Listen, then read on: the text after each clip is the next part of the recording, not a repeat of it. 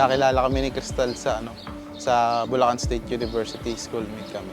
Nung panahon na yon, magkaibigan lang kami. Tapos ang nangyari niyan, nag-text siya sa akin sa Messenger. Pwede ba akong makahiram ng drawing tools, yung French curve? Sabi ko naman sa isip-isip ko, sa dami ng hihiraman, ako pa. So, sige ka ako, di nagkita kami. Tapos, yun lang, parang wala lang kasi magkaibigan lang talaga kami. Tapos, no, nakagraduate ako. Tapos, hindi ko na yun naalala. Tapos, nung minsan nag-scroll ako sa messenger ko, nakita ko siya ng my day.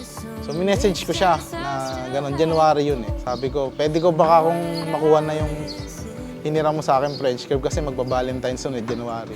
So, kasi wala akong ka-date noon. So, nagbakasakali ako sa kanya. Pumayag naman siya. So, doon nag-start.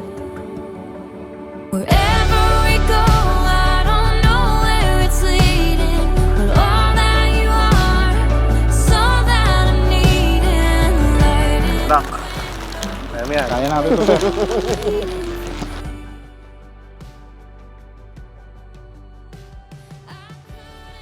Hi, love. For you.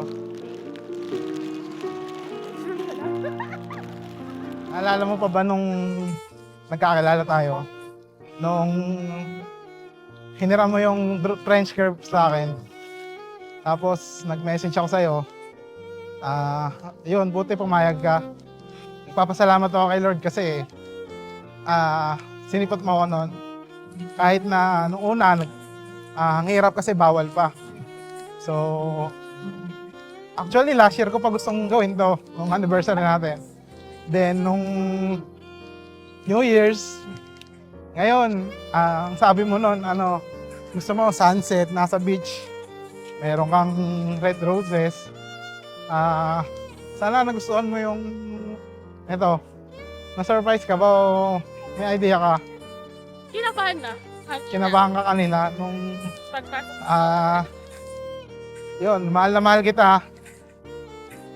Meron lang ako itatanong sa'yo. Ano? Engineer Crystal May, Reambulan Sagasta.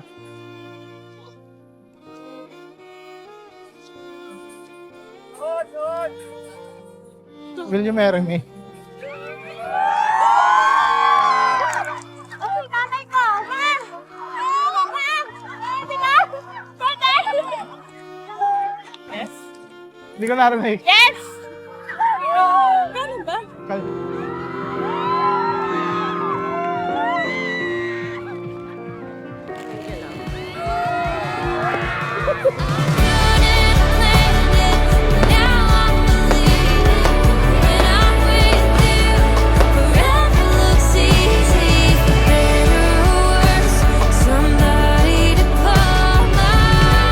Maging maligaya kayo.